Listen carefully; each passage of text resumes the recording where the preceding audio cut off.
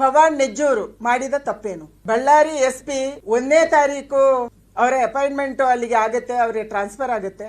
ಹೊಸದಾಗಿ ಅವರು ಸುಮಾರು ಮಧ್ಯಾಹ್ನ ಮೇಲೆ ಚಾರ್ಜ್ ತಗೊಂತಾರೆ 3-4 ಗಂಟೆಗೆ. ಚಾರ್ಜ್ ತಗೊಂಡು ಸ್ಟೇಷನ್ ಅನ್ನ ಪರಿಚಯ ಮಾಡೋದ್ರ ಒಳಗೆ ಬಳ್ಳಾರಿಯಲ್ಲಿ ಗಲಭೆ ನಡೆಯುತ್ತೆ. ಗಲಭೆ ಯಾರಿಂದ ನಡೆಯುತ್ತೆ? ಕಾಂಗ್ರೆಸ್ MLA ಭರತ್ ರೆಡ್ಡಿ, ಅವರ ಆಪ್ತ ಸತೀಶ್ ರೆಡ್ಡಿ ಒಬ್ಬ ಶಾಸಕನ ಮನೆ ಮುಂದೆ ಹೋಗಿ ಕೂತ್ಕೊಂಡು, ಚೇರ್ ಮೇಲೆ ಕೂತ್ಕೊಂಡು ಬ್ಯಾನರ್ ಅನ್ನು ಹಾಕೋದಕ್ಕೆ ಪ್ರಯತ್ನ ಮಾಡ್ತಾರೆ. ಅಲ್ಲಿ ಗಲಭೆ ಆಗುತ್ತೆ, ಕಲ್ಲು ತೂರಾಟ ನಡೆಯುತ್ತೆ, ಬಿಯರ್ ಬಾಟ್ಲುಗಳು, ವಿಸ್ಕಿ ಬಾಟ್ಲುಗಳ ತೂರಾಟ ನಡೆಯುತ್ತೆ. ಇನ್ನೊಬ್ಬರ ಮನೆ ಮುಂದೆ ಹೋಗಿ ಬ್ಯಾನರ್ ಹಾಕುವಂತ ಪರಿಸ್ಥಿತಿ, ಮತ್ತೆ ಅಲ್ಲಿ ಕೂತ್ಕೊಂಡು ಗುಂಡಾಗಿರಿ ಮಾಡಿ ಅಷ್ಟೊಂದು ದರ್ಪದಿಂದ ಬ್ಯಾನರ್ ಹಾಕಕ್ಕೆ ಸತೀಶ್ ರೆಡ್ಡಿ ಯಾರು? ಸತೀಶ್ ರೆಡ್ಡಿಗೂ ಕಾಂಗ್ರೆಸ್ ಸರ್ಕಾರಕ್ಕೂ ಏನು ಸಂಬಂಧ? ಭರತ್ ರೆಡ್ಡಿಗೂ ಏನು ಸಂಬಂಧ? ಸತೀಶ್ ರೆಡ್ಡಿಯ ಗನ್ಮೆನ್ ಆರಿಸಿದ ಗುಂಡಿನಿಂದ ರಾಜಶೇಖರ್ ಅಣ್ಣವರು ತೀರ್ಕೊಂತಾರೆ. ಇದಕ್ಕೆ ಹೊಣೆ ಯಾರು?